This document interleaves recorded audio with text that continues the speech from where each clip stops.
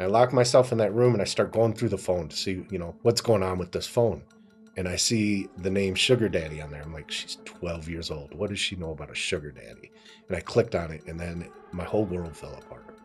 Absolutely fell apart. The next thing I did was grab my aluminum baseball bat. I'm going to kill this son of a bitch.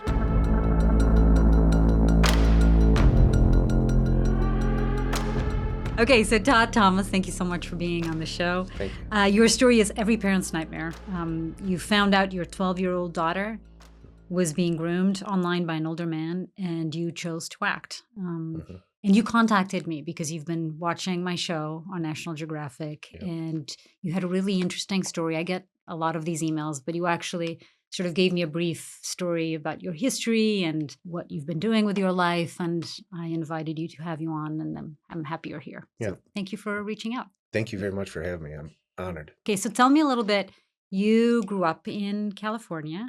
Actually, I grew up in Rockford, Illinois. Okay, but you got involved in the weed business, right? Yes. Early on. How did that come about? Well, I started smoking weed when I was 7 years old from babysitters. They would give you weed? Oh, yeah. As a matter of fact, your babysitters were very different. The first bag I bought was from a babysitter's boyfriend, and we took 50-cent pieces out of my dad's drawer to buy the weed from the guy down the street. And I lived in a rural community, and the guy down the street sold it to me, and I was instantly hooked. I thought that was the life. I listened to Cheech and Chong from the time I was 6, 7 years old. So when I finally found some weed, I was like, oh, I'm on my way. This is what I want to do, Wow.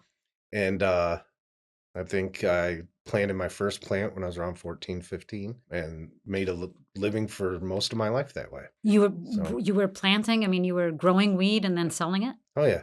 Okay. I lived next to a state park. It was pretty much my backyard growing up, and there are hundreds of acres before the state park or forest.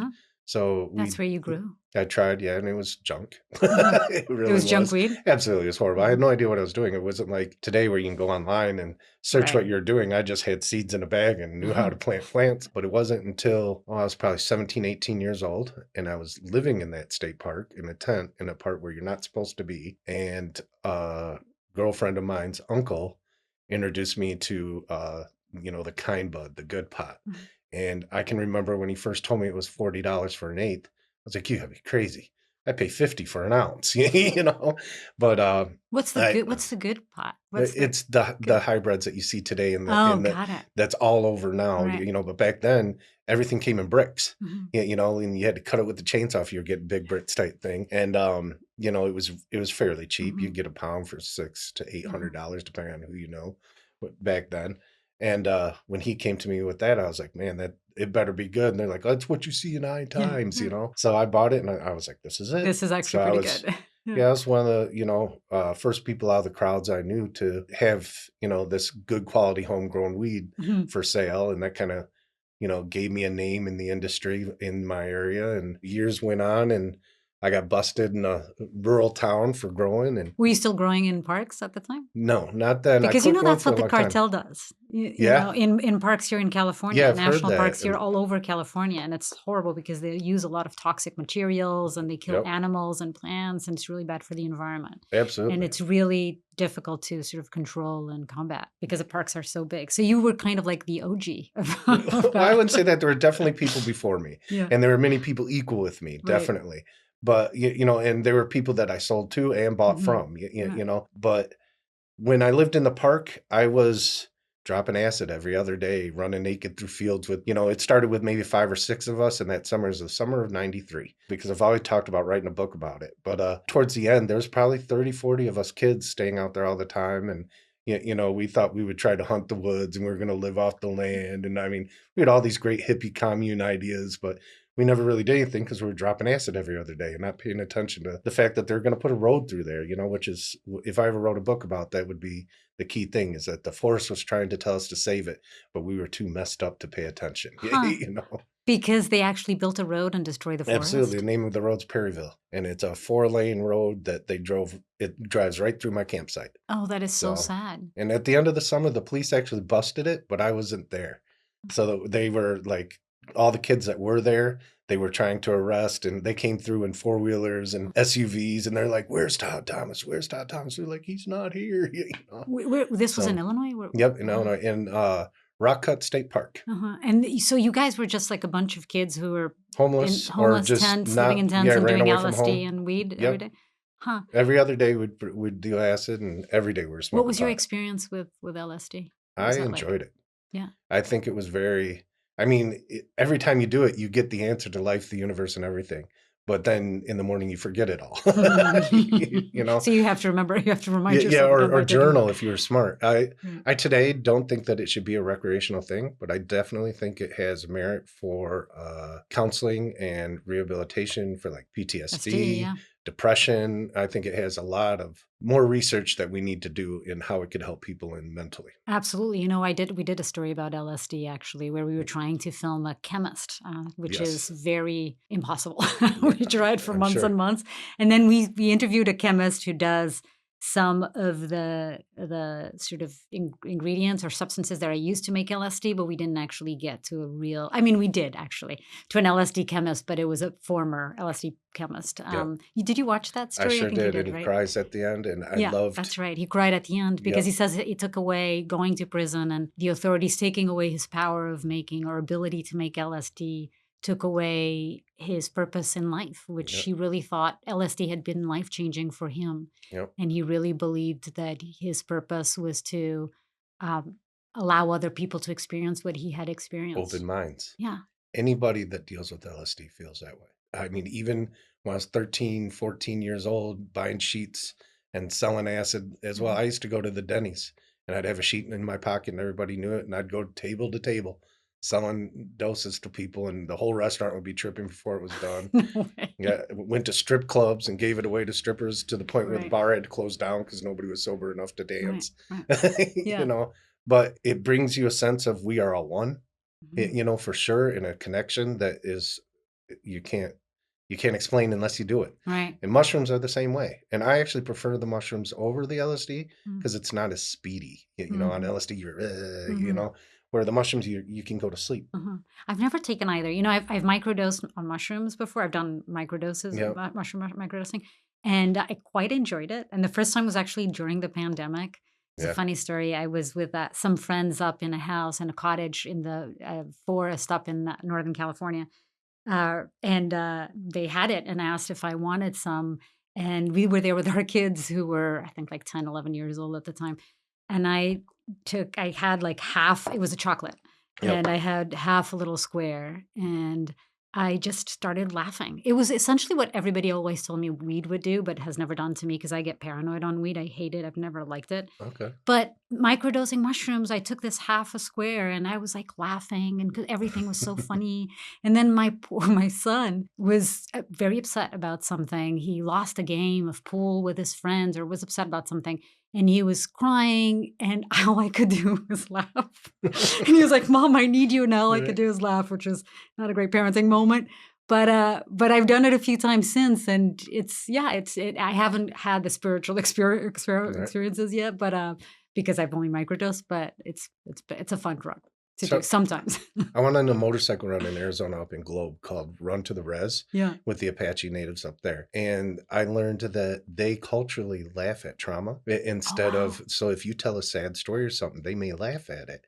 Right. And I thought, how cool and how healing that is, really, because laughter is the best medicine. It is You know, indeed. so I thought that was amazing. So maybe it helped your son that you were laughing at his trauma right then. I don't Sure, know. maybe. I'll have to ask him if Yeah, he right. remembers this. So LSD.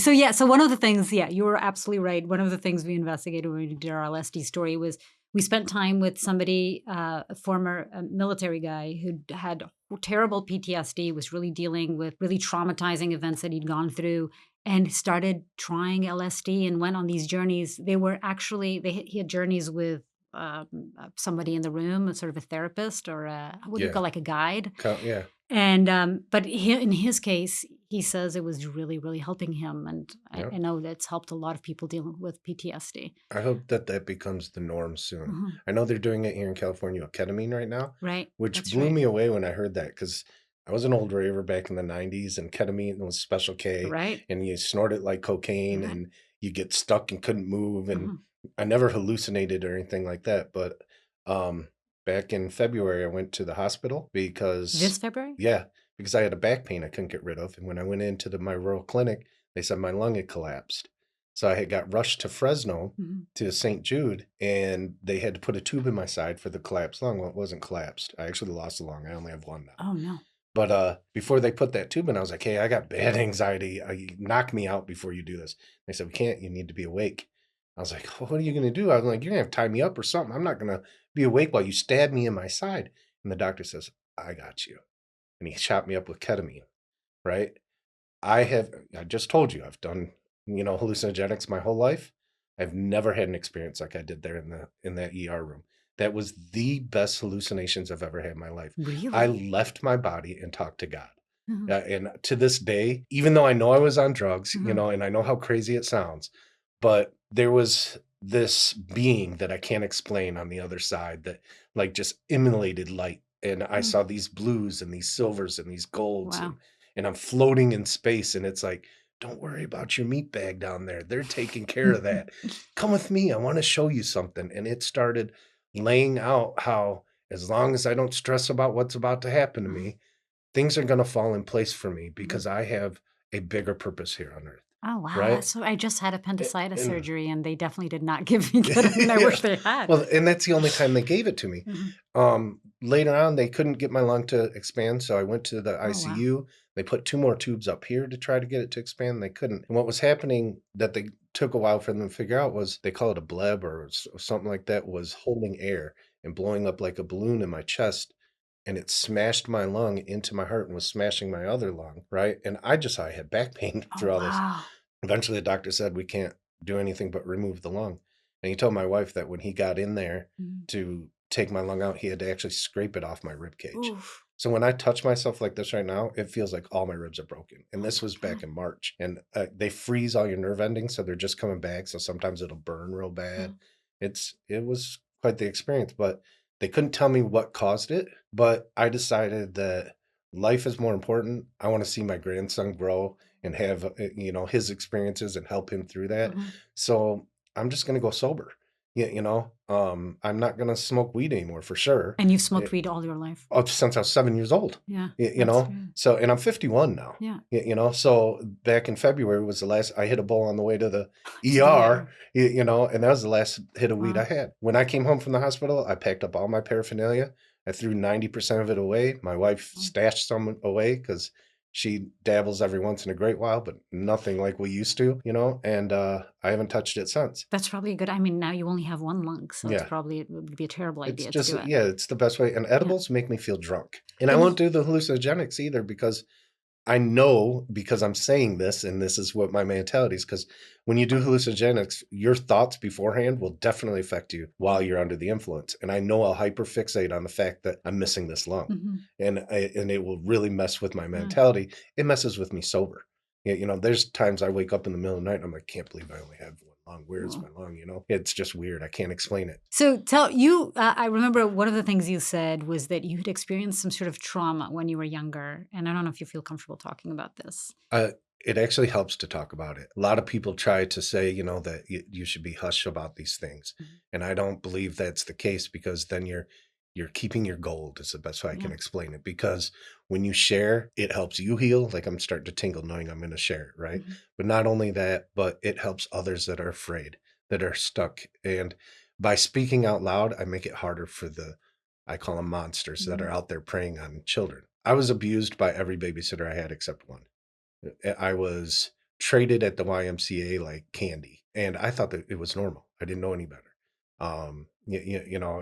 Male and female, it didn't matter. And what most people don't realize is children that are affected it started at 4 years old for me. So when you're affected that way, and what can you just? I don't know how comfortable you feel, but how do we approach this in a sensitive way? But you had a babysitter when you were 4 years old, and they started abusing you. Yes, this babysitter, 100%. A man or a woman? It was a woman. Most of them were women, but some men. But what happened in your area that there are so many child molesters? I wish I could tell you. It's not just my area. Child molesters are prevalent. They are huge. They are everywhere. And when I started hunting them, I started to realize how much and how many there really are hidden in the shadows. These cell phones are the most dangerous weapon in the world, to give one to your child, to me, is you might as well give them a loaded gun.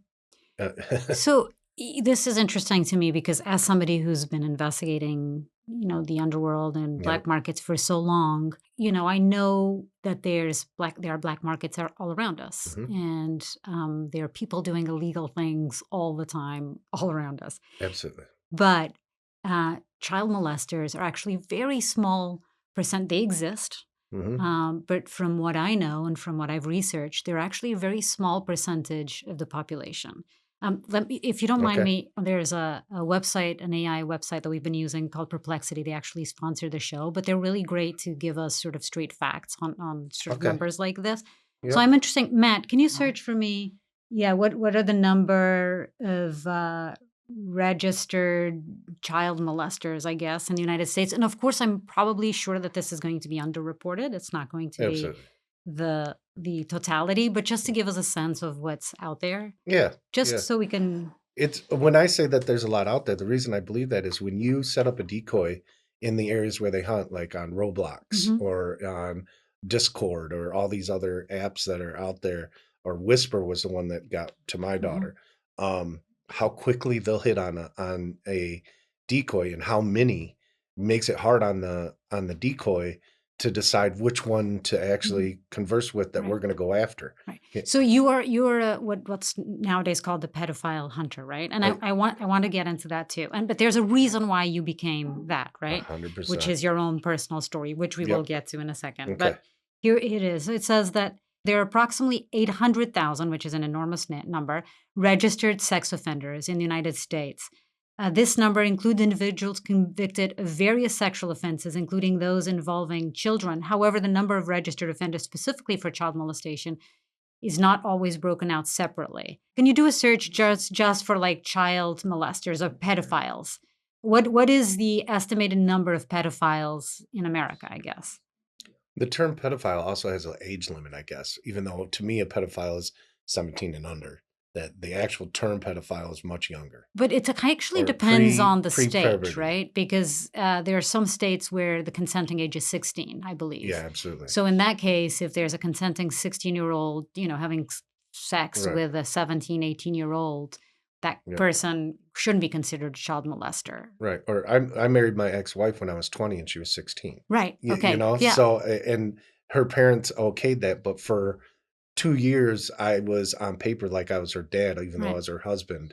I was her guardian or whatever because her parents signed her over to me so we could get married. Right. And there was nothing illegal about that. No, it was their idea. I was homeless. But, Yeah. So, okay, so it says, based on available data, about 20% of convicted sex offenders in the United States are classified as pedophiles, meaning they have been convicted of offenses. So 20% of the 800,000? So 11,000 convictions, people who have been convicted for being pedophiles. Okay, that is a huge number. Definitely a lot less than I thought. Is it a lot less than you thought? I feel like they're everywhere. Yeah, I'm constant, and maybe that's because of my own personal experience. Okay, so give me your own personal experience. How did you first your personal interest My personal in this? story. So I'm a huge Star Wars fan. Darth Vader ring. Yeah, I even. see that. You have a Darth Vader ring. I love it. So, and it's on this hand because good comes in this hand, bad out this hand. But anyway, right hand. So the good is on your left hand. Yeah, because this and hand's the right. closest to your heart. That's why you wear your wedding ring on this hand. So it just energy flow. Yeah, so in with the good, out with the bad. Yeah. But anyway, so my story. My daughter, when she was 12 years old, was playing on Musical.ly, which is now TikTok or whatever. Oh, I remember Musical.ly, yeah. Yep. So they would lip sync, because kids would lip sync. I had a niece who loved it. She would like lip sync, write songs. Yeah, to songs. So my daughter, when she was doing it, was showing some shoulder and acting provocative. And she was how old? Sorry. 12. 12, okay. And on that video, some YouTuber picked it up. I couldn't even tell you who it was. And for a minute and a half, made fun of her, right? And I'm back in Rockford, Illinois, and a friend of hers from out there, and she's out here at this time. Friend of hers out there is like, "Hey, is this your daughter?" And I looked at it, and first I'm like, "No way," and then I start watching. I'm like, "Yeah, that is." So I called mom and said, "Take her phone. We're not going to pay for her to be inappropriate on the internet. She doesn't get a phone anymore." So when I got home, I explained to her, you are being inappropriate on the internet. The internet is a scary place. not a real place for children. You can't have a phone until you're old enough to get a job and buy it yourself. I'm not going to pay for that kind of work. So she, being the smart child that she is, goes to school and uses one of her friend's phones and gets on an app called Whisper, which is completely anonymous. And she puts on there, I'll do anything for a cell phone. Hmm. What is Whisper still I'm not out really there right sure. now? Okay, so it's a place that you can send messages and sort of the messages delete, and Well, it's I don't even know if they delete. It's just you don't have to put your oh, got information it. in, Okay, so you and you just can just put whatever you want out there, and mhm, people can respond back, and nobody's supposed to know who anybody is mhm, unless you divulge that mhm. information. So Hugo Robinson, or however you say it, he was some 50-year-old man at the time. He responded to her, and they made plans to meet at the park down the street from where we live. And she'd brought a friend and our dog. We had no idea any of this was going on. And her friend and our dog walked to the park, and he met her at the park. He had taken a book and cut it out like you would in prison to hide stuff. He laid felt in that book and put a phone card and a burner phone in it and shut it, and met her and her friend at the park and just simply said, hey, here's that book you left at my house, and left her in the park. And what did she think? What did she say about that? Why did she think at the time that he was giving her a phone? He knew she was getting the phone because he was going to have her do things. Huh. But she felt she needed that phone because she had friends that needed her. She felt like she was a counselor to her friends. Hmm. And without that connection with the phone, she couldn't help them. Right. She's It, also 12 years old, obviously, so she's too absolutely. young to understand what this all means. Right. And she, a 12-year-old psychiatrist or Right. something. I don't know, Right. But, and, I'm the only person in the family outside of the court system that has read everything that went on. Mm, And I haven't even told my closest friends mm, everything that's in there because it's way too hard for me to talk about. But I joke because humor, like I said earlier, is the best medicine. mm.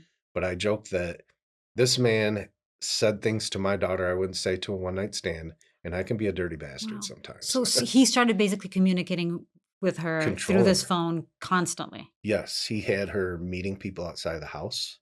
In the middle of the night, she'd sneak out and meet people in their car on the side of my house, Other and people, not yeah, him. other men, and stuff like that. And you And think he was making money from it? that's a great question. I know that that makes sense, but I have no proof of that. Mm, Yeah, but why wouldn't he? right. Yeah, he was using his own daughter to try to lure her to his house.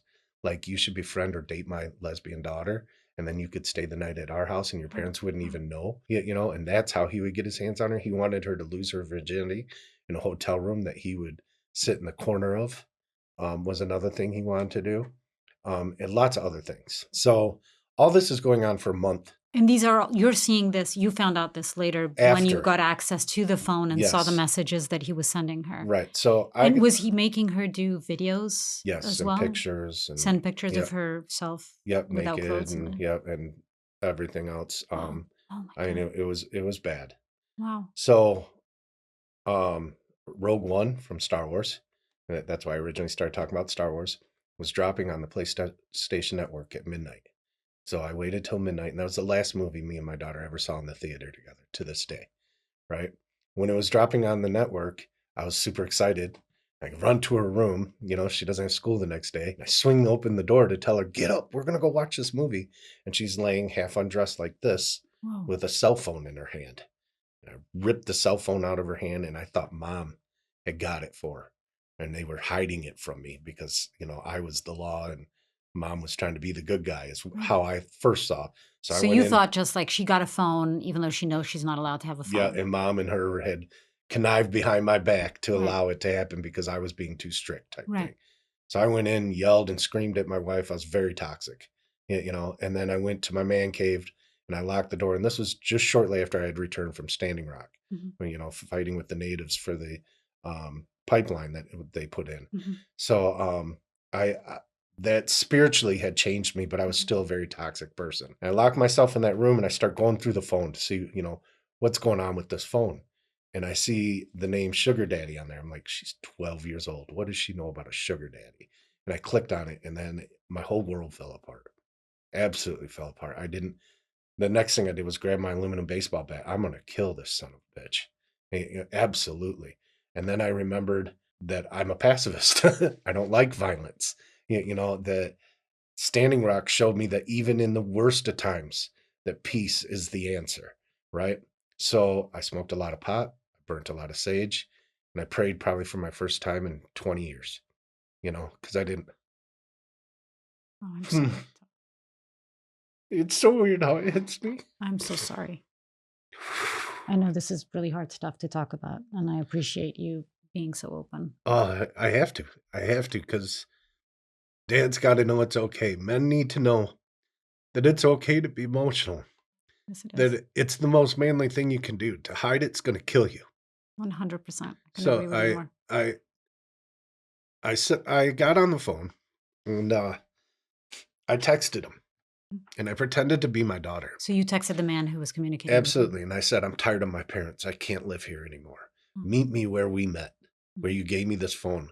I'm running away today when my parents leave at 3. I loaded both my daughters, my dog, and my wife up in the car. I made my daughter tell me where she got the book, so I knew that it was at the park. And I drove to the park. I called a friend of mine who I had done Protest for Anonymous with. And I said, meet me at this park. I'm busting a pedophile and I don't want to kill him. Your job there is to keep me peaceful because I don't know if I can do it. And he came. So we walked up and there was a birthday party going on in one of the areas in the park off to the side. So my buddy went over and explained to them that the man sitting at the table over there is a pedophile and we're going to have him arrested. We're doing a citizen's arrest. I had Googled what it takes to do a citizen's arrest here in California and found out that, believe it or not, in California, if you see somebody actively in the act of a felony, you can shoot them. Wow. And I was like, oh, I didn't need to read that, Right. But we walked up to him and my buddy was on one side and I was on the other. And we're like, what are you doing here? And he starts messing with his watch. We're like, we're not here to rob you. We know why you're here. And my wife walks up and he goes, who are you guys? Oh, your wife was there too? Yeah. My wife's like, we're her parents, and he, sat back a little bit and we're like, we're going to wait for the police. Now they're on their way. Right. And he stood up. Had you called the police? Absolutely. She was on the phone with the police while she's talking to him. And they had cameras in the area and in the park. So they saw everything that was going on in real time as we're waiting for the squad to get there. Well, he stood up and started to try to walk away. And I stood in front of him and said, you are not leaving. You are under arrest. And you can see in the videos and stuff, I'm kind of sitting there, my arms just, watching. The videos are real short because who was filming? My buddy that I had asked to meet me. And so he was filming and then you're behind. I'm like in the camera standing in front of Hugo when he's trying to leave. Okay. I had my friend take his phone from him, right? And he kept filming, but I didn't think we should film for some reason. And we should have filmed more. So we had maybe 12 seconds. So it was your friend who wanted to film and you didn't want to? I did, and I don't know why. I should have listened to him and we should have done more because it would, for things like this, it would make more sense, It's interesting because I think my first, I wonder what I think even though I film a lot for a living, I think I would probably, my instinct would be not to film a situation like that. But go ahead, sorry. Yeah, and with my own experience, when I told my parents that I was molested, it was shut up. Be quiet. That's society's answer. Be quiet and just, we're not going to talk about that. We're shamed of that. I realize now that we didn't actually talk about the child molestation that you had, what happened to you when you were a kid. Because we started talking about the numbers of child molesters in the United States. So at one point I do want to address that, if that's okay with you. Absolutely. Yeah. That's easier for me to talk about than this. That's just me. I can take it, but when it was my daughter, it was different. And I'll get to that part a little bit later. So the police show up, right? And by this time, he has taken his watch off and thrown away. What he was doing was it was an Apple Watch, and he was trying to erase the conversations. Wow. I wasn't technically... So getting rid of all the evidence. Yeah, he's trying to get rid of the evidence as fast as he can because his phone is in my buddy's car because we ripped it out of his hands while he's sitting there. And that's why he was trying to figure out a way to delete it through his phone, delete all the conversations. And I was telling him, I thought we were trying to rob him and he was going to take his watch off. And, we don't look like we're there to abide by the law at all. He's probably pretty shocked that it didn't get violent, which is why my story went viral, was because it wasn't violent. And Corin from ABC News was probably one of the best reporters in the whole situation. I pretty much exclusively talked to him. So he showed up at Corin did not yet. Okay. I did call the news when I was on my way to meet him because I wanted it to hit the news, but I had no idea the extent that it would hit. And why did you want it to hit the news? That's a great question. I don't know. I was manic. I wasn't thinking. I didn't know. I wanted help. I didn't know anybody here. I still don't know very many people out here. Right. I guess you wanted it exposed, right? You wanted him exposed. I wanted him exposed. You wanted to make sure that he wasn't doing this again to anyone else. Absolutely. And they didn't arrest him that day. They took him to the gas station down the street where one of the only other people I know was working, and he called his wife. And his wife came and got him, and he told his wife that we tried to rob him and took his car from him. And on a Facebook post, she was defending him. And I straight told her we weren't there to rob him. We were there to bust him. And if you try to keep telling the story differently, I will assume you work with him. And then I was blocked and never heard nothing from her. But that's, I still to this day think she does work with them because she picked them up from the courthouses and stuff. Yeah, it's difficult. Obviously, it's so difficult to know that, right? I mean, relationships are complicated and who knows what's happening there. Right? I'm a product of molestation. So like it's weird that it is such a big thing. My biological mother was raped. And because of that rape, I was born in the 70s. Her mother took her from Williams, Arizona to Phoenix, Arizona to give birth to me to hide the pregnancy. And my mother, my adopted mother, worked at the agency that the doctor who gave birth to me was at, and she adopted me from there. Wow. And I've since birth lived with my adopted parents. So when the police arrived, what happened when the police arrived on location? The police arrived, and cop had said he should beat his ass, and I didn't agree with him on that, but I appreciated him trying to help me. And I told him, I pulled him aside and I said, hey, I now have to be the best man I could ever be for my family, because the person that is groomed and attacked isn't the only victim in this situation. It affects the whole family. And I realized that right away. I was like, where do I go so I can get the support I need so I don't fall apart? He's like, oh, go to victim services. And he handed me this card. So the next day, me and the family load up and we go down to victim services in Fresno, and we sit in a waiting room, and there's a bunch of women behind the counter. And they talked to my wife, they talked to both my daughters, and they're like, okay, you guys have a nice day. And I sat there for a minute, and I walked up to the counter. I said, I'm the only person that wanted to be here, just so you know. And they were looking at me like I beat my kids or something, is how I felt. So I left, and that's when I realized we can't have it like this. When a man asks for help, we have to have something for them, because men don't ask for help. So if they ask for help and they reach out and there's no one to grab that hand, they're going to fail. So what is it that you wanted them to do that they didn't do that day? Or what do you think they should have done that they didn't? At least talk to me, giving me some kind of tools or something, because. And they didn't at all. They didn't even talk to you. They didn't even call me into the back room. They talked to all the girls in my family and just left me in the waiting room. I didn't even know what they talked about when they took them back there. Right. And I needed the support because, of course, in my experience, even to this day, I fight the two thoughts in my head. One, I should have killed that son of a bitch. 100%. I should have beat him with that baseball bat, because he got 3 years probation for this. Yeah, I was going to ask you what happened to him. Yep. So I fight with that, or I should have killed myself because I can't protect my family. Oh, that's definitely not. And that's not a healthy place for any man to sit. A man that's not as strong as me would kill himself. Okay, so you were at this place, you were seeking help, and they talked to your wife, your 2 daughters, and they did not talk to you. Right. So that's when I saw that there's a hole in the world that I need to fill. And that was the birth of my Fathership Program. I have no idea at that time, this, 9-10 years ago, I had no idea what it was. Can I ask you a quick question before we get there? Is, if you can, what were your conversations with your daughter after this? Like when you first found out, like how difficult was that? And it destroyed our relationship. It really did. She was super mad at me for even getting involved. I was mad at her for, allowing this monster into our life. Why do you think she did it, and why did she say she did it? She's never given me a real reason, even to this day. And I've tried very hard to heal. With her, um, coming in and out of the house now that she's an adult, You guys still don't have a great relationship? well, on the surface, Mhm. I mean, we talk, and no matter how I feel about what she's doing or how she's living her life, all my children know that phone stays on. Mhm. And if you call me, I'm going to Mhm. answer no matter what. I'm dad. So I'm there for you. But, more than anybody else is. Whether you think I'm the enemy or not, I'm here for you. And sometimes I'm the most toxic, horrible man in the world to her. And other times she wants to chat with me about everything Mhm. that you could imagine. Right.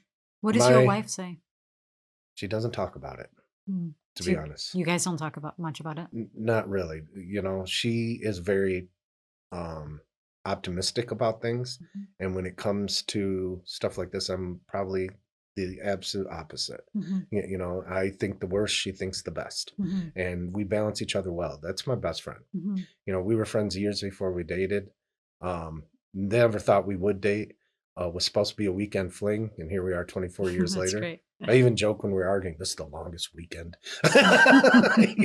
That's great. But she S is my best friend. What if you were to try to understand, what do you I mean, she was definitely searching for something, She right? was mad that we left Illinois. I know Mhm. that. She did not wanna leave Illinois. 'Cause she had friends there Yeah, and she you had a her whole community life was there. there, and I have a huge community there. Mhm. I would go and visit several times a year Mhm. because people would pay for me to go there. Even like, I had a friend just pass away from alcoholism, just a couple weeks ago, and friends pulled together the money for me to fly there because Mhm. I'm not doing well financially. Mhm. I don't have the work I did anymore. You can't put cannabis runner on an application to get a job, and at 51, people are like, "Well, what have you been doing your whole life?" You know? Right. So it's made it difficult, but I'm working towards making it so I'm very hireable Mhm. by going to college and stuff Right. like that. Oh, But yeah, you're going to college right now. Yeah, we'll yeah, get to we'll that get in to a that. second. But Yeah. she was jealous that I was, I'd be home 2 weeks and gone for three, home for 2 weeks and gone for three, because I was, doing what I had to do to make Right. money. And to do that, I had to go where people knew who I was and what I Mhm. did to make the money. So Do you think it was in a way a call for help? I mean, it's so hard to try to sure. analyze why she was doing what she was doing, but obviously she's so young, so her brain isn't fully developed at that point. She probably didn't quite know what was right and wrong. Yep. But yeah, I guess also sort of a something missing in her life, and it was a Yep. cry for help, or And we put her in a home down here in, I want to say Pasadena, maybe, or Mhm. something. It's a very nice house, beautiful pool in the backyard, and kids with issues would go and stay Mhm. there. And they had horseback riding, they go surfing and counseling and all that stuff. And So he was arrested. What happened to him in the meantime? well, he wasn't really arrested. It took a year because they confiscated his laptop and his Mhm. car. They confiscated his car and they confiscated his phone and his watch. And it took them a year to get through all the red tape to actually get to all the stuff that him and my Mhm. daughter had been talking about. Something that you found out in just a few minutes of Right. getting your daughter's phone? That Yes, seems like a long time to allow a person to be out there. absolutely. So for that whole year, I thought he got away with it. Mm. And then they arrested him and he went to jail. And then I went back on the So news. it was a court case. Did you go to Yes, he went to and court. He actually bailed out and tried to run. He was Mhm. going to go to his mom's house in England, I believe, or whatever. He's a dual citizen. So he booked a flight out of Vegas and was flying to Canada and then from Canada to England. Well, the Canadian Border Patrol recognized him from my story going viral and arrested him right on the spot and sent him back, is the story I was told. Wow. Then he got sentenced to 3 years probation. And Were you I in the courtroom when that absolutely, I happened? was. I got to speak to the judge, and I asked the judge straight to his face. I said, "How do I tell the next dad to go the route I did nonviolently when you're going to let him only have probation? I did 2 years for Oh, growing pot." right. So you spoke to the judge after the No, sentencing? during the sentencing, before he was Because you sentenced. were afraid he was gonna get probation. Well, I was You already told by the state's that's what he attorney was gonna that get. that's what they're going to do. And what's funny is that judge is right now facing a rape charge. Oh, wow. Yeah, so I'm waiting to see what happens there Mhm. and seeing Mhm. what I can do Mhm. afterwards because I didn't get justice. So, yeah, so what was your reaction when you heard that it was 3 years probation? I was livid. I was absolutely livid. I was like, they're not gonna do, there was no restitution. There was no, so I mean, I did 2 years in prison for growing pot in the 90s. you know? So I ended up doing more time than this guy who was trying to steal my daughter from me, 100%, you know? And he, what's weird is when I was sentenced, the guy in front of me was also a pedophile and he got 9 years probation. And when I was sentenced to 5 years, 3 years, and 2 years that were ran concurrent, right? For weed. For weed, right? I had 20 plants and 5 pounds when they busted me in Rydot, right? I told the judge, you know, it's a sad day in America when I'm better off screwing little girls than trying to pay my way through Wow. college. Did you say that? I absolutely did. It'll be on the court record. And the judge says to me, if you don't like our laws, you can get out of our country. I said, you let me out today, Honor, I'll go to Amsterdam tomorrow. You know, but Yeah. little did that judge know that I used to cruise around with his son smoking pot in his Cadillac. You know, So this happened when he was sentenced to 3 years probation? this was a year after everything had happened. Which was So, when? well, 2000. I don't remember the years that well, but 13, 14 maybe. Okay. So, And where is he? Where is he now? that's a great question. Last I heard, he was in Kentucky, and he's not registering. But he's a registered sex offender, he's right? supposed to Which be. is going to be hard for him to find a job. Well, I was told there was a limit on how long he has to register, that he only has to register for X amount of years, and then he doesn't have to register anymore. And I thought that, like with the Megan law, I thought that was for life. But Can I you don't search know. that, Matt? Actually, what happens when a person is a registered sex offender? What impact does that have on a person's life? Yeah. And once you're a registered sex offender, is that for life? I do know if you Google Hugo Rabson, Right. that you'll immediately get, you know, my news stories and his picture. And one of the videos, he made this ugly face at us because we kept calling him a chomo, right? And he gets mad and he makes this which is ugly, a angry child face. molester, Right. which is what they call child molesters, usually in prison, right? That's the term Absolutely. they give in Yep. prison. Okay, so here it is. So this is what Perplexity says. When a person is registered sex offender in the United States, they are required to comply with a set of federal and state laws under the sex offender registration. They're not, which is part of the Adam Walsh protection. Registration involves providing detailed information to law enforcement agencies about the offender's identity, residence, place of employment, or school, and other personal data.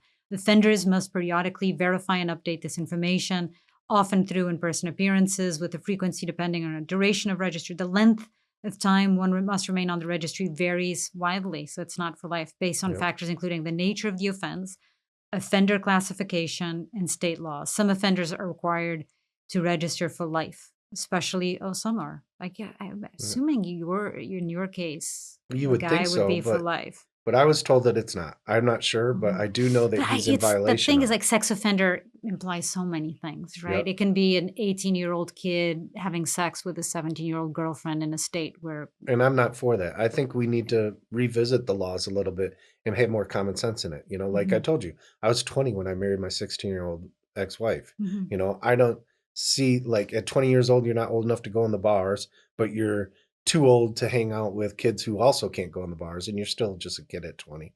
You know, so I don't see that as bad and, you know, or wrong or whatever. But if you're 20 and the kid's 13, that's definitely an issue, you know? So I think that I think we need to look at the age where they say it's a 10-year difference or whatever that makes it heinous or whatever. I think we need to look at it more. I don't think a 21-year-old with a 17-year-old should be a big deal. Right. You know, Yeah, and that's what I mean. that'll There's a ruin lot of people's gray lives. areas. Yeah. And there's it a lot. will. Yeah. And it does. Yeah, that's what I mean. There's a lot of gray areas within. So not all these sex offenders are child molesters, and they're not, you know, The not monsters, all of them are right. monsters or pure evil, like Yeah. child molesters are often portrayed or called. That's how I see them. Right. For sure. So tell me, so obviously he did not get a sentence that you think was right. You don't think he Right. got justice? No, which I is what you don't said. think I got justice at all. And that led you to try to figure out how to do something about it, right? Well, it just led me to want to do more, and I started seeing predator hunters online quite a bit, and I joined an organization that was hunting and became a hunter. So in most of your organized hunting groups, because it takes a lot more than just one person, you'll have your decoy, you'll have your paperwork people, I guess you'd speak, that, you know, keep track of everything and make sure that we're doing everything legally. And then you have your hunters that actually show up. And for that group, I actually wrote the rules for the hunters. Like, there needs to be 3 people on site. And, you know, I got that idea from when my dad was a union carpenter, and he was the BA for the carpenters union. and I would picket a lot to help the carpenters out in the union. And when you picket, you need at least 2 people. So there's a witness to everything that happens. Mhm. So I knew that that's what we needed to do in this situation, was make sure that we had a witness, the person on camera, and then we need a cameraman. So What's it's going the to take group 3 called? people. I'd rather not. Oh, not say the name of the Yeah, group. and Okay. only because I left that group because they're not handling their money properly, and they're very combative to their volunteers who pay to volunteer. So Mhm. when you volunteer from, I think we were paying $5 a month, which isn't that big of a deal, but they're pocketing the money. Mhm. They're not using it like they should. Why film it? That's the part that I don't understand. Right. So the reason we film it is because you're getting a confession. As citizens, we're allowed more leeway than as police officers. So when we bust them and expose them, we're trying to get them to admit to things in the chat. How often does that happen? 100% success rate. They confess that they were trying to get a young person to have sex Well, with them not or only something? they don't necessarily confess, but they confess to things that were said in the chat. Like one of the guys that I busted wanted to take her fishing and was gonna have Who fishing? Like a young girl? our decoy. Oh, So okay. he thinks he's coming to meet a 13, 14-year-old little girl or little boy, depending on whatever they bid on for the bait. And they end up meeting the group of people that So show you're up. going after potential pedophiles, right? Not Absolutely. actual people that you know have done this in the past. No, they have to hit up our decoy. We can't, like, people called all the time. Even I get calls to this day where they're like, I know this person's going after people, go after them. That doesn't work. It doesn't work legally. There's nothing I can do about that. What we do is we'd put a decoy in a room, right? And in lots of different rooms. And then the pedophiles come to that decoy and start talking. The decoy doesn't talk sexually at all, but we make sure within the first 3 messages that we disclose age, which is usually 12 or 13. I think 14 is the highest they go. So it's very much like the show To Catch a Predator, which had many seasons on 100%. NBC, which was Absolutely. very popular. I have a huge problem with that show and with that type of work because it is so anathema to the work that I do. And you seem like a lovely person. But I do want to talk about some of the issues that I have, and I want to see what you think about them. Absolutely. I'd love to hear it. There are, I know I've been following this, there is an increasing number of these predator hunters. I even have a problem with the name because I find it, just like calling yourself a hunter of human beings to me isn't. Yeah, I hear that. Troubling. But I do hear that. So there's an increasing number. I think in the last 2-3 years, there's like all these new groups popping up, right? And it's become popular in the last 2 to 3 years. A lot of them, from what I've looked into, actually monetize. So they're making money from, destroying somebody's life who's a potential criminal, who's a potential horrible person, but who until that moment perhaps has not been a horrible person, and we don't know. My job is all about contextualizing, right? Absolutely. And trying to understand what led a person to get there, and then filming it, exposing it, and allowing our justice system to take it into their own hands. People who are trained, who are educated, who have the tools to then take care of those cases. Right. And what I think you guys are doing in many of these vigilante groups is that you are pretending that you're, law enforcement, or I'm not saying you in particular, no, I'm not but a lot of the personal. videos that I've seen, it's essentially people playing, Superman or Batman and going out there and filming it all. And in many cases, it's actually led to violence. There was a video clip that went super viral. And it's a guy with a mask who goes into the house of like a 70-something-year-old man and beats him in his head with a hammer. Yeah, that's because this is horrible. A potential, potential because he had no proof that he had acted on anything apart from doing the same thing, which is bait him with some underage girls. Like none of this. I'm saying I obviously do not condone pedophilia. Obviously, it's the worst of the worst crime. I'm a mother myself, would not want this on anyone, and definitely think these people should be behind bars.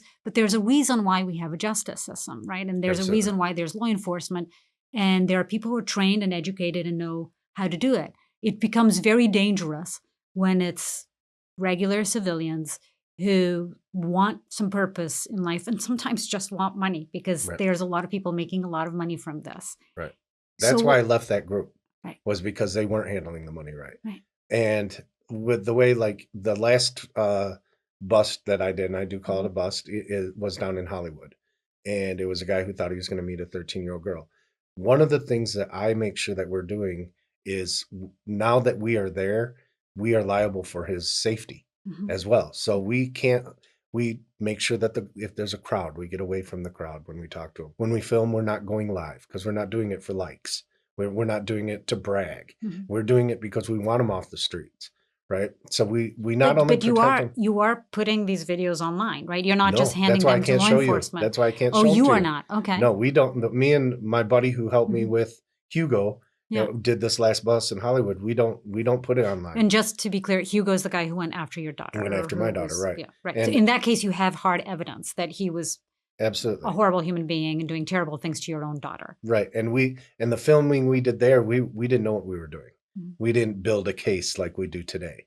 You know, and when I say we build a case, what we do is after we have confronted this person and we film them, right? What we're doing during the filming is we're trying to tie them to the things that are in the text messages. So when it goes to court, they can't say, I didn't text that because we have them on film saying that they did. And then while we're filming and when we confront them, we've already called the police. We're just trying to keep them there until the police can get there. And then the police arrest them. We hand the phone over and all the evidence, and we say, okay, please take care of this situation. And what's that group called? So this is a group you created. Well, actually, my friend who helped me, he created it, and I believe it's called Guardians of the Coast or Guardian Angels of the Coast is the name of that group. And it's mainly him, and It's him and I, and he's looking for more volunteers. It's 99.9% him, right? And he has decoys that work with him. He decoys very well. He's worked with other people who are more like, he tried to work with some people that are more commercial about it, and it didn't sit right with him either, because we agree with you that a lot of people are doing it for the money. They're doing it for the Facebook likes or whatever. And that's not why we're doing it. We're doing it because we were affected by these people. Right. And we want to make sure that more people aren't. So we want to build cases that put these people away and make them answer for the crimes that they may not have committed yet, but they were willing enough to come meet those people that they thought they were going to. They were in the act of going to meet somebody. Right. Just like Hugo at the park thought he was picking my daughter up to take her away from me forever. Right. You know, he didn't do it. You know, he didn't even touch her, but he would have had he been given the chance.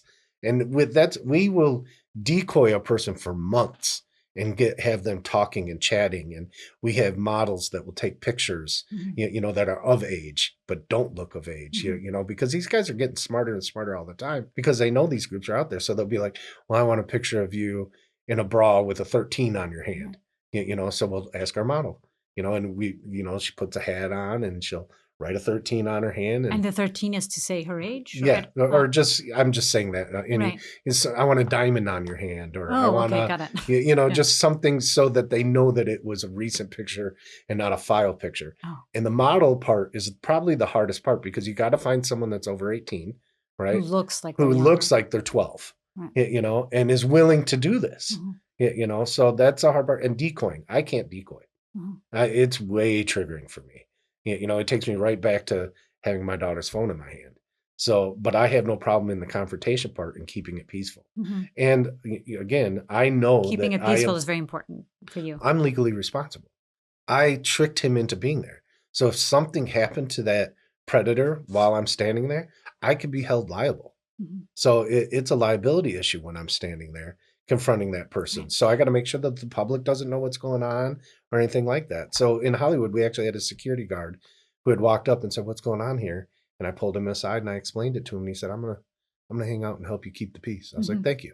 You know, I was very I wish more people doing this kind of stuff were more like you. Unfortunately, there are a lot of people that are not and do it, I think, believe the wrong way. There's an excellent documentary that I encourage you to watch that I watched earlier this year called Predators, which basically is about the history of To Catch a Predator. What happened? You know why To Catch a Predator ended, right? No, I don't. It ended because it was still very popular, but it ended mainly, or one of the big reasons was because one of the people that they were going to catch that day committed suicide while they were outside with their cameras approaching. He realized that they were coming and they committed suicide. And while the police was there also. And so there is something very dangerous about that approach, right? And, yes, absolutely. And the fact that it was so popular, to me, really bothers me because it's almost like you are watching, and this somebody says this in this documentary, which is you're watching somebody whose life is about to end. You know their life is about to end, right? Absolutely. And somehow people enjoy this. I mean, they enjoy watching the end of somebody's life. They enjoy watching. It's the Roman Colosseum. Right. Of Yes, today. exactly. You could not have said that better. No. That is exactly it. It's the Roman Colosseum of today. It's Yep. almost, and there's something very gruesome about that and troubling to me that somebody wants to turn on, put on a video to watch the Yep. show that you're seeing all these people at their worst. And to me, it's troubling in many ways. So Doesn't surprise me that that's the position you take, being Yeah. who you are, because you are such a humanitarian and have so much love for people, and you see past the darkness and see the light in almost everybody. And that's what's so awesome about you. I thank you for that. I think in my mind, I'm constantly trying to understand something must have happened for this person to become who they are. Absolutely. This monster, right? Because I don't believe people are born monsters. Absolutely not. So in preparing for this conversation today, I actually did a search. I wanted to know what leads people to pedophilia, because there has to be something. Victims. Yeah, in many ways, Yeah. the vast majority of them, or a lot of them. Actually, Matt, this is a good search on Perplexity. What do studies out there tell us about why people become pedophiles or are pedophiles? I think one of the things that I remember reading was that a lot of them are because they themselves have been abused, Yep. sexually abused as children. Yep. And obviously not everybody who's sexually abused as children become pedophiles, but there's a lot of trauma there. Yep. They say that it's also sometimes genetic and passed on. Yeah. And there's all this variety. That's very possible because our mannerisms are passed through our alleles or our DNA, Right. and in our genes, gene pool or whatever. But not only that, if they don't become pedophiles, there's a great chance that they become sex addicts, which has made it hard for me to have real relationships. My wife is a saint. She put up with me being the worst person as a boyfriend. I'm a great friend, but as a boyfriend and a lover, I was one of the worst, but she saw past my darkness. She saw the man I'm tried to be every day now way before I did, and she fought through it and stuck by my side no matter what. And that's how I know she's my best friend, because she takes me for my shit and my beauty all at the same time, and she loves it all, to the point where today we can joke about the horrible things I did in our years together before we started getting healthier, and I think that's great. But That's great. I 100% am a sex addict, 100%. And if a woman came on to me at any point in time in my life until I started to heal and do my shadow work, so to speak, I couldn't say no. It was like cocaine addict with a line on the table. Yeah, I got to have that, and I think that's because being molested at such a young age, I had no value in sex, that it was a purely physical thing. There was nothing spiritual about it whatsoever. So to sleep with your friend was no big deal. It was like playing football. We could play football or we could, have sex, and sex is a lot more fun than football because of the endorphins. Right. So let's do that instead of play football, and it was horrible. And I still fight with it to this day.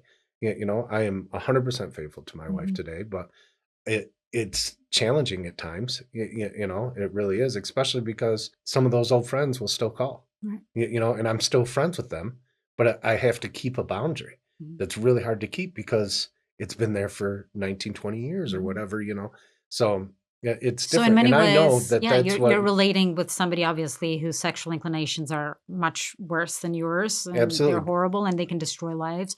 But in many ways, you're trying to understand why they do what they do or how Right. it came about, right? And I do understand it because I've been through it, but I don't condone it. No, of course not. And neither do I, and neither Right. should anyone, quite frankly. Absolutely. Yeah, it says here, so Okay. this is what Perplexity search came, psychological and development factors. Yeah, so some of the reasons why a person can become a pedophile: early childhood experiences such as emotional neglect, trauma, or abuse; developmental challenges in adolescence related to distinguishing sexual impulses from aggression combined with low self-esteem, poor Research shows abnormalities in brain structure and function in pedophilic individuals, particularly in areas related to sexual arousal and emotional processing. genetic predispositions. So that's exactly, you understood exactly where I'm coming from. Yes, Of course, I absolutely. do not condone the 100%. behavior, but I have trouble with baiting somebody. Perhaps, you know, I don't know, just who knows what's behind this and what caused it, and who knows if they would even act on it. And then knowing that people are doing it in a very different way than you are. A lot Yeah, of people are absolutely they are. using violence. I searched this morning, and there was a here. I wanted to know how many vigilante groups or We're out there. pedophile hunters are out there that are actually using violence and being violent. And where did People I like to find send me videos of people being here? violent in it, and I hate it. This was the search I did this morning. In the last few years, particularly since 2023, so very recent, there have been over 170 violent vigilante attacks by so-called pedophile hunters in the United States alone.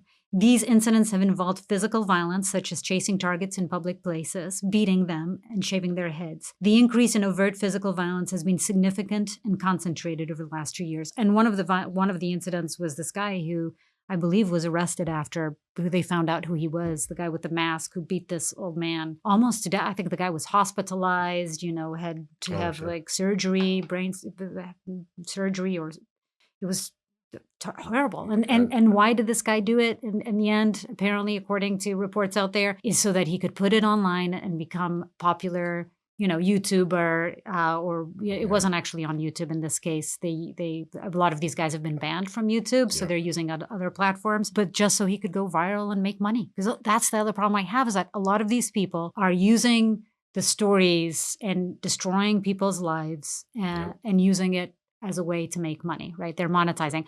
Some of these groups are even, or at least one of these groups that I read, it was even sponsored to do this sort of work. We'll pay you, my brand will pay you, you'll advertise our brand, and you go out there and chase pedophiles. So yeah, that's crazy. Yeah. I don't like that at all. The motto with my program is violence is a boy's answer to a man's problem. That's And so I good. truly believe that. That's so good. Because we turn to violence when we can't emotionally handle or mentally work our way through the problem. And that's your wounded child coming out. When we learn to control that wounded child and become a man, we learn that we're not going to get an outcome through violence ever. Right. Violence only begets violence. Right. So when we let that go and we learn to be emotionally mature, right? And we respond instead of react, right? That's when we find solutions. And that's what I tried to teach through my Fathership Program. That's why I'm back in school. And it's, quite frankly, particularly admirable for someone like you, because you actually have experienced it yourself. You had your daughter go through it. In many ways, you have a lot of trauma from this. So it's particularly admirable that the way you chose to handle this is, yes, going out there and looking for people to make sure that this doesn't happen again to other kids, but do it in a way that's peaceful, which, quite frankly, I'm not sure. I don't know what I would do if I found out that something was happening to my child. I hope I would do it in a way that is as mature and, And I'm not doing it that much anymore, to be honest. Like when I left that last group, I really fell off from doing that completely. It helped me heal, right? But when I found out that they weren't handling it properly and they were doing it more for the t-shirt and likes, is like how I told them, that's not what it was about for me. So I walked away from it. And then my partner started this other group and invited me on this hunt that we did in Hollywood, and it was more of coming back together with him than it was about the hunt, because that's not my focus today. Right. My focus today. Yeah, tell me about what you're doing now. My focus today is Fathership Program. So, and that is, the name I came up with 10 years ago. I had no idea what it was going to be. We're for all men in general. The work I'm doing today right now is helping dads who are fighting for custody for their children more than anything. A lot of them are in family court and they have to take a parenting class or an anger management class through the court. Well, that's privileged because these classes can cost anywhere from $2,400 to $5,000, right? Well, these men are already trying to pay for lawyers, pay child support, and everything else. They can't afford these classes. If they don't take these classes, they lose in court. They can't get the 50-50 that most men deserve when it comes to child custody, So by I give these classes to them. I don't make a dollar. I've spent thousands to build this. I've never made a penny.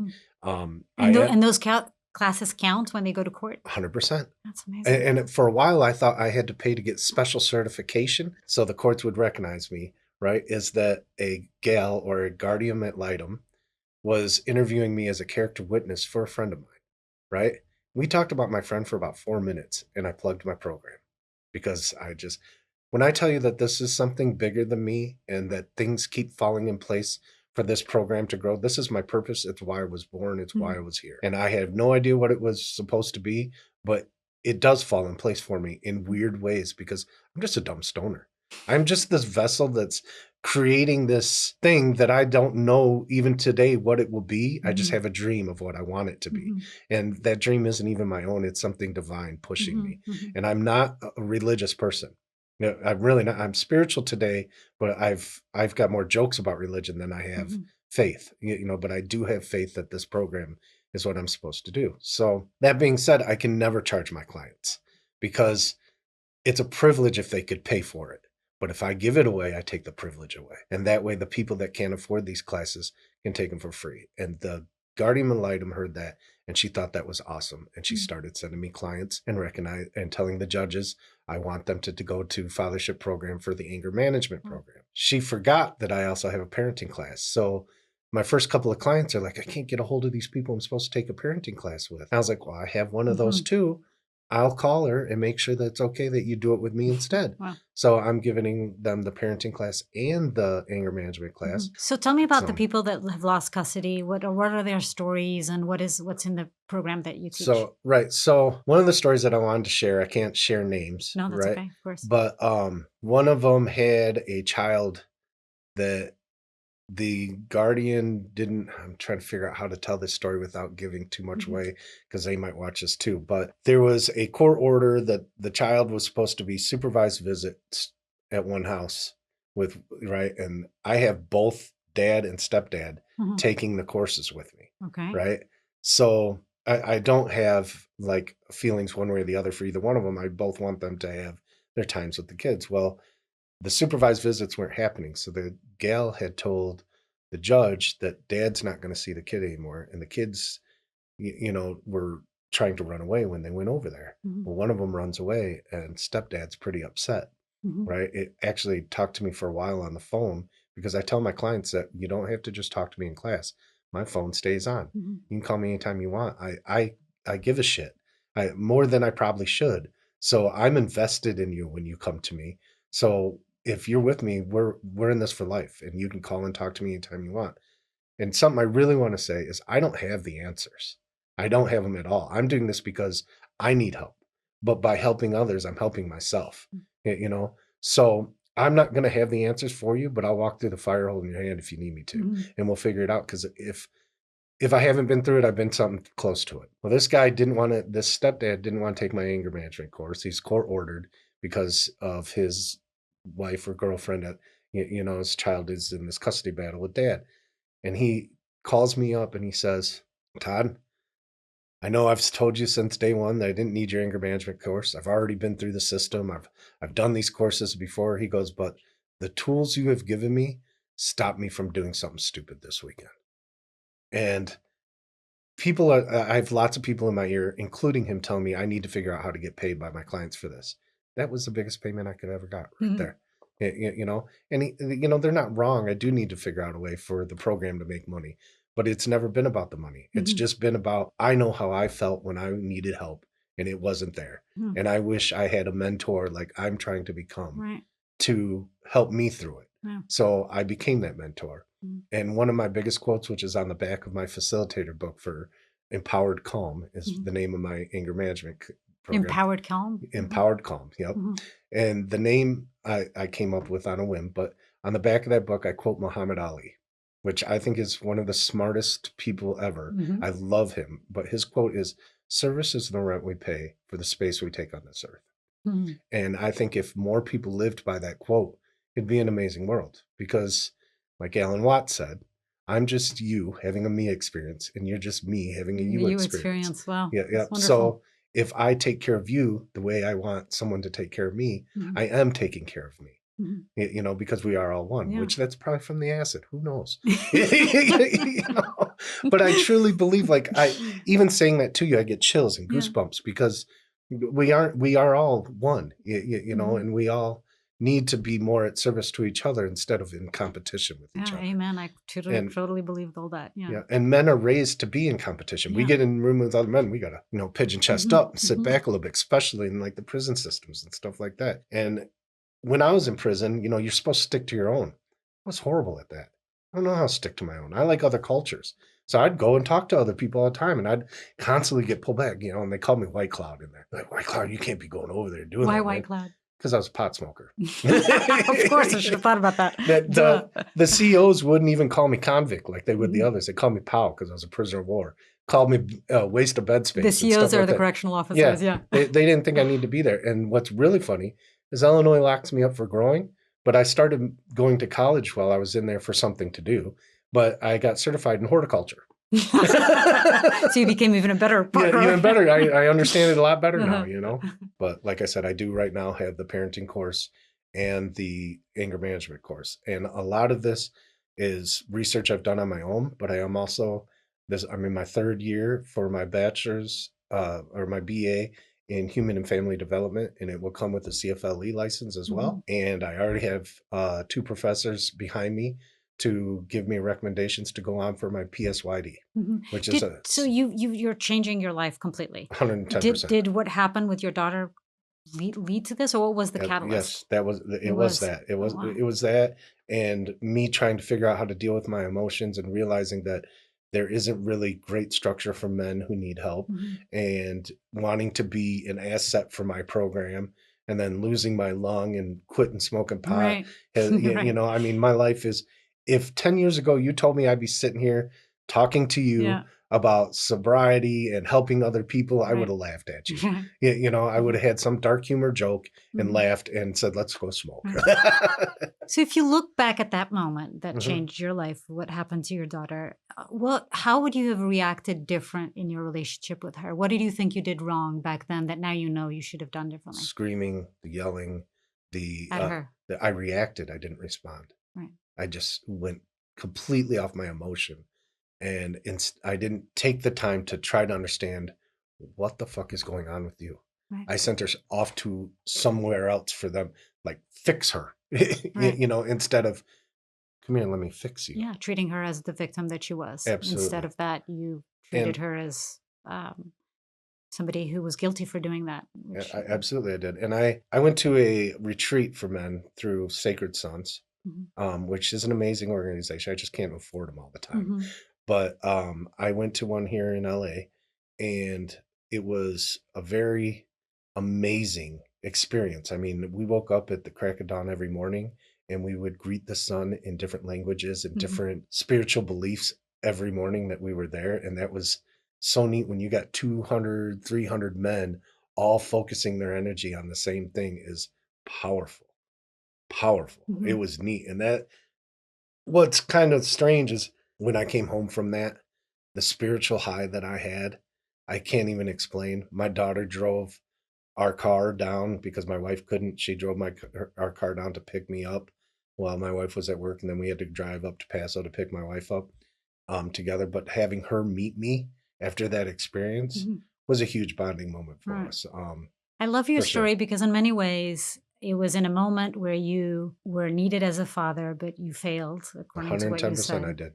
But that failure as a father really transformed your life and made you want to learn and become a better father, a better version of yourself, right? Absolutely. And I'm not there yet. I'm way better than I was. Even 5 years ago, even if we went 5 years ago when I was still working on building Fathership Program, I was still a lost soul. But sobriety has helped me see better than I did even before. I never thought I'd stop smoking pot, ever. It took me losing a lung for creator or whatever you want to call it, took that lung to wake me up. It was that hallucination under the ketamine where I went, and whether it was drug induced or an actual spiritual experience, I will never know. And people will be skeptic and say, well, that was the drugs. I don't care. You weren't there. What was it about your use of pot that made you that I guess it didn't allow for clarity? Do you think that you have a clarity now that you didn't have when you were smoking pot? Absolutely, because I I smoke nonstop. I had a buddy that used to drive tour bus for famous people, and he drove for Snoop Dogg once, right? And he came back, and I was like, "Bro, just tell me, could I hang?" He's like, "Bro, I have never been more intimidated smoking with someone than I was with Snoop Dogg." He was like, "But I think you could hang." And I was like, I knew it. I was like him and Willie Nelson. I want to smoke with them both. And that was a big, because growing up, even Cheech and Chong were heroes to me because Right. I wanted to be the best pot smoker there was, and I've never met somebody that could toke for toke with me. Mhm. Most people bow out. Maybe one or two people could hang with me at the Mhm. table, Mhm. but Yeah, I mean, now because of legalization and everything, people, it's just, there's the idea is that it's just, it is, and it can actually be very beneficial, but it can also be 100%. very bad for you and impact Yep. your life very negatively. Yeah, I relied on it for any time I was having a negative emotion. Instead of working through it, I'll smoke it out. Mhm. Yeah, because I try to stay positive. I've had people tell me I'm one of the most positive people they've met. And I'm like, oh, if you only knew my dark side. If Mhm. you only knew the times I spent in my room crying because nothing's going right and I don't see any light at the end of the Mhm. tunnel. And Mhm. I'm fighting through the idea of just ending it all, And they don't see that part because when we go in public, we put on masks. So I'd put on the mask of the laid back, happy hippie, which hippie is my road name for riding hard when I'm Yeah. riding, and has been for a long time, and that's how they saw me, but they didn't see, I was really good at masking it, and staying positive Mhm. because I didn't want to put my negative energy out there. Mhm. It's not for you. It wasn't for me. I Mhm. just need to let it go, but I'm horrible at that. Mhm. Yeah, but it doesn't surprise me that even though you think you're kind of a pessimist, that people see you as an optimist. Because this is what I'm picking up on you too, is that you're trying to bring light into life, and trying to teach other people and share your Absolutely. sage words. And maybe your sage words came because of your amazing acid experiences, trips, I but don't know. I don't know. it probably it looks. I mean, it came from your own experience and what you had to deal with. In many ways, your own failure. And when I talk about your failure as a father, I'm not talking about the fact that you weren't able to protect your daughter, because I think that's an impossibility in many ways. I think that it was the way you reacted, right? Like you said, I Absolutely. reacted instead You're of absolutely responded. correct. I mean, I would be a fool to deny that. Right. I see that 110%. That's why I was asking for help because I was shaking at the knees and didn't know how to be the man I needed to be right then. So I Mhm. needed a mentor or a guide Mhm. that was level-headed enough to be like, calm down, take a breath, Mhm. think, breathe. It's okay. She's alive. You're alive. She needs your love right now. Mhm. More than anything, you just need to love her right now. Right. Yeah, and I beat myself up sometimes wondering, would she be better off today right now as a grown woman had I responded better then? Is some of her suffering today because I was so toxic? Absolutely it is. 110% I'll own that. Am I 100% responsible for her not being a good adult right now? No. I'm not, because 'cause I'm not the one that abused her, but Yeah. I am the one who wasn't there when she needed me, Mhm. in the capacity that she needed And me. by a good adult just means you don't have a good relationship with her, because maybe she is a good adult in her own way. Yeah, absolutely, absolutely. I mean, she's got some amazing qualities, she's more like me than she wants to admit, and I think that irritates her. But even my oldest daughter, who I consider one of my best friends, is a lot like me in a lot of ways, and Mhm. she'll admit that. It drives her my ex-wife nuts, but she's a lot like my ex-wife. I mean, Right. too, so but that Yeah. doesn't, Right. that's neither here. She's one of my when people hear me talk to my oldest daughter sometimes, they're like, "How do you talk to your daughter like that? You shouldn't talk to your daughter like that." And I'm like, if I don't talk to her like that, somebody else is going to. Mhm. So we don't have any boundaries set on what we talk about. I mean, we'll talk about our dirt to each other and talk through it with each other. We'll talk about our good and our bad. And Mhm. I mean, in lots of broad ways, but it's when people hear me talking to her about her sex life and stuff like that. Mhm. They're like, how do you talk to your Yeah, daughter I like have that? that relationship with my son too, where it's Good. very open, and I share when I'm sad, and I share when things are frustrating, and I share Yep. my life, and I share when I'm happy, and I talk to him a lot ever since he was a little kid, a little boy. Yep. And I think that's allowed him to feel very comfortable sharing everything in his life. And he Yep. does. I mean, all the firsts, he's shared them with me. And And you I should. really, Yeah, it's something that I'm But very proud of, the relationship that we have. the bond that mothers and sons have, Yeah. or fathers and daughters, Daughters, yeah, that's is right. really hard to break if Right. it's done properly. And That's right. And Todd, before you leave, I just wanted to go back because yes, you mentioned how you were molested, and if you're okay talking about this, which you said you are. So tell me what happened to you when you were a kid. yeah. Well, one of them, I can, and I don't remember it all as well as I would like. And it wasn't until was attacked that I even remembered it. Mhm. So first time that I remember, the babysitter's watching a Cubs game in the kitchen on a little TV on the counter, sitting in a chair, and she calls for me to come over. She had her boobs out, and she's like, "Come sit on my lap and play with them," And I just did what I was told, and then And you were 4 years old? yeah, I was like 4 or 5 years old. I was very, very young. I mean, I was playing with Star Wars toys.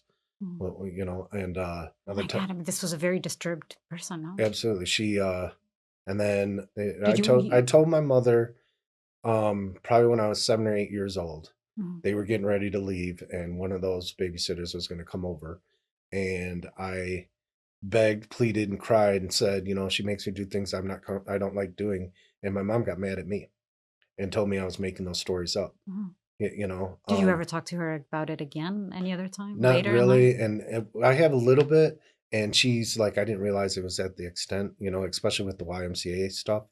So what was happening at the YMCA? At the YMCA, there were old men that would wait in the locker rooms, Mhm. and they would find victims before they got to the pool because you got to shower before you get in Yeah, the pool. right. So they would molest young boys in the corner of the shower before they go out to the pool. My God, this was And what, like years more or less? Or when? I mean, In the I was a 80s, in the swimmer. Yeah, this was in 90s, the 80s, 80s? early Okay. 80s. And I thought that all the kids did that. I thought it was normal. And when you're molested, And it's what exactly did they do? So you're in the shower and they would come up and start well, touching you? I would notice them looking at me while I was showering, Uh-huh. right? And then they'd kind of, come here, and then I'd have to Oh play my with God, them, and it's crazy. know, And this was and known? Like people knew this was happening? I don't know. I was just a kid. I didn't know. I didn't know any better. Like this was. I thought all the kids did this. I thought it was like, Mhm. Wow. all the kids were doing what I was doing. And it wasn't until I was much older that I even remembered it happening. It was just kind of blocked out of my memory. And I was on the swim team for the while, all the way up into my Mhm. teen years. I'm a great swimmer. Mhm. Did great, won lots of awards for it. But And did you ever report the YMCA no, experience? no. And it's my belief that once a child has had that experience, Mhm. that you become easier for the other pedophiles. It's almost like you have a radar and you can tell Mm. that that person wants to molest you, Right. and you So seek that attention like a as a broken child. human being, right? A Ab- broken kid. Absolutely. Like, I don't know that that would have happened at the Oh, and wait, and YMCA. you're saying, sorry, I cut Yep, you off, but you're you're fine. saying you as a child seek that behavior, or they seek? No, yeah, absolutely. Because you feel like that validated you. That you were doing something good for an adult that they appreciated you doing. So I'm not going to say that they seeked me out every time. I'm going to say I might have even instigated it a few times as a child because I thought that's what they wanted. So you thought that And any adult that was showing you some sort of attention at the time possibly could want something more from you? Absolutely. My grandmother yelled at me one day when I was visiting in Florida down at her house. We were going to see all of her friends, and she was like, "Stop putting your head on all the ladies' boobs." And And you, I can remember that clear as day right now. And I didn't even realize I was doing that. I just thought that that's the way a little boy would sit in a girl's lap. because that's what your babysitter had asked you That's to what do. I was doing. Yep. Oh wow, that is so crazy.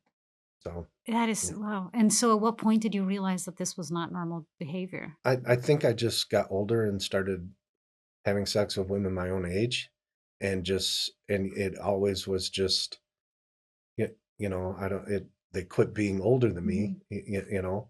but so it wasn't it just transferred from being really young. And what's weird is when you're a boy, that's cool, you got to play with boobs at 5 years old, Mhm. but nobody really looks at how scarring that is. Now you reverse those roles and make the babysitter a man and me a little Yeah, girl, and now right, all of a sudden it's horrible. right, We look at the damage that's done, but when it's men, it's you're you're soft right, for even mentioning that probably bothered right. you. Yeah, in many ways, it's almost there's also a shame associated with it, right? In a way that, um, you know, how rape victims have a really hard time reporting they're rapists because men sometimes they think it's their fault. They must have done something, right? The victimization of oneself, the idea that maybe I shouldn't have, I started the conversation or I was wearing something inappropriate. It was my fault. Yeah.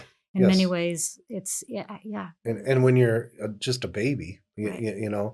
you are always seeking the approval of adults. Right. 100%. I mean, that's your whole life is adult approval. And I had an alcoholic father at the time. He quit drinking when I was 13, but by 13, I was absolutely damaged. I was ready to leave the house, and my mother was just trying to cope with the alcoholic father and raising me by herself. And, I was adopted, and I'm not saying I was a perfect child. I was probably very hard to deal with, especially with all the trauma at the same time. And, Right. so I mean, it's pretty incredible what you have gone through, all the trauma you've lived through, and the way you speak now about growth and about parenthood and what you're trying to do with your life. It's pretty amazing. it's, I congratulate you thank you. for everything. I don't have a choice. Yeah. I have to say that this is, if I could go back to just being a stoner playing video games and going to work, that'd be great. But I won't sleep at night. Mhm. Like creator or whatever this higher being is, even before my hallucination experience, wouldn't let me sleep unless I did at least one thing the next day to progress what I'm trying to Mhm. do. Mhm. And I 100% believe that if I wasn't willing to take those steps, I would have died when they took my lung. That my life was over. That I have to this purpose that I have to serve, and that's it. And Yeah. when it's done, I'll be done. Right. Well, I hope everything goes great. I hope so. The So, organization is called Fathership Fathership Program. Program, and Yep. is it online? People can Yes, look I for have a it. website, That's great. fathershipprogram.com. So, and my phone number is on there. I'm not hiding from anyone. Mhm. My phone stays on. I answer all the calls, Great. So, I have a board. I have a board member in Washington. I have a board member in Mhm. Arizona. I have a board member in London who's my Mhm. legal advisor.